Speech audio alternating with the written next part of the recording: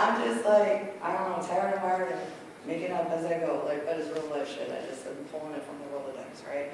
So, like, I'm literally an OG ride or die chick. Like, I wrote out my marriage till he literally died. And like, don't feel bad, don't awe or anything like that, because he was an unremorseful asshole up to his very last breath.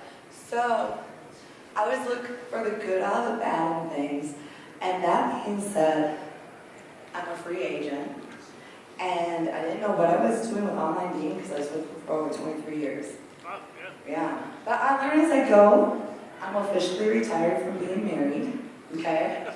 But I didn't know online dating. I never did that shit. I dated last week in 1999. I mean, we're a plethora of pagers, payphones, and here, you got mail is everywhere, right? Not me. I did it organically and still met an asshole. So what I learned is I don't want to be tied down again. But I didn't know what I was doing with online dating. Like when guys were in like RN, I went to nursing school, something like a nurse, and then ATM. Oh, you gotta go to the bank? No. Google was my best friend. But at the end of the day, because I didn't have any kind of game, any kind of swagger, nothing like that, I would like to formally thank my white fat ass for getting me in the door.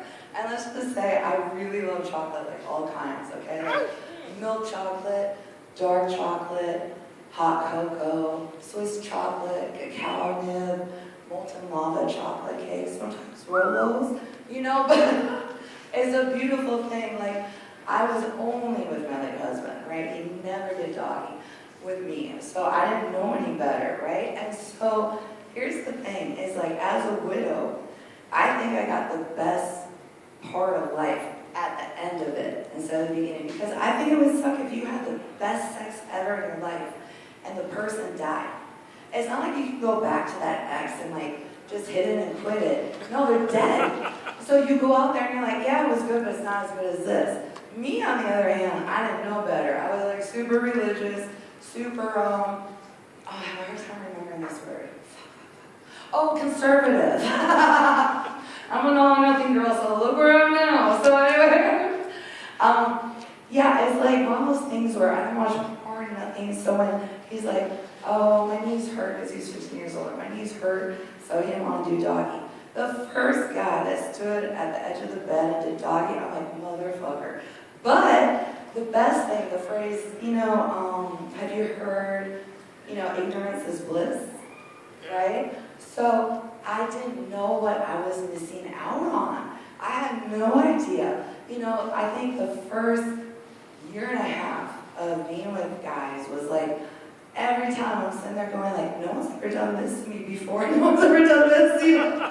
So it is a world, and it's like, I try to describe my pussy to guys as like, look, she's like a tapeworm, okay? Like, you can feed, she's a fucking host. She's got a mind of her own, and she normally runs my shit show. So you can figure all the dick you want, and she's like, what's next? I'm still hungry. She's like the little shop of horrors plant that get me for, and it's growing bigger. I mean, sometimes I look at the shit I look at on my phone, who I pick for pics on online dating the next day, I'm like, bitch. Because he wore camo? God damn it. Oh, he tucked his camel pants into his boots? Oh my God, he got arm porn? Oh, girl, you cannot be running this shit show all the time.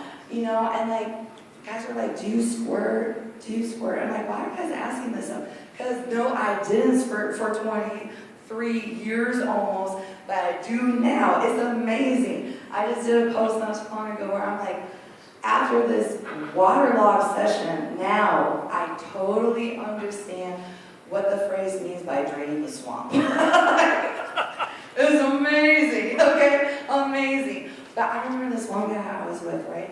And you ever have sex so good that it's like your head, you're like, there's so much stimulation going on, you can't compute everything that's going on. It's like if your brain was a circuit board, it was being short-circuited. You turn into a Denny's menu item like scrambled eggs and toast, okay? And I remember he was doing something no one did before, shocker. And I said to him, and I'm super lame because I don't know what the fuck I'm doing, so I'm like, what the fuck is that? Where do you learn that? I swear to God, real story. I thought the motherfucker said Thanksgiving. So my lame ass said to him, that's something to be thankful for, you know, because I was super thankful for it. So fast forward to the end of it, we're cuddling. He's like, what are you talking about Thanksgiving for when we're fucking? And I'm like, well, this is what I said. Where do you learn? I said Thanksgiving. And I said, that's something to be thankful for. And he goes, no. I said, because I'm skinny. I'm like, that makes sense too. You know? Anyway, there's one guy. Oh my God. Like, okay, so I totally feel like, this is the other thing I tell guys. Like, imagine my pussy being a teenager and the parents went out of town and they didn't leave any supervision because they're coming right back, but then they all die. And then you're just left unsupervised. It's like a kid in a candy store. So real quick, this guy was 6'9". I have man hands. In fact, both hands can stretch 9 inches. Okay? And my brother got piano lessons, I didn't. But the guys at the cigar bar I hang out with, I'm like, look, I'm resourceful at the end of the day. If you claim to be 9 inches, I can show you up real quick. So, anyway, the guy that was 6'9", oh my God, it was just, my hands look small. Like now, if we break up, I have to go back to having man hands again. That's sad. And it's just like, I don't know, his hands, my hands are big, okay? I'm 5'5.5". His hands were so big. All I did was keep looking at his fingers going, your fingers are bigger than some guys' dicks.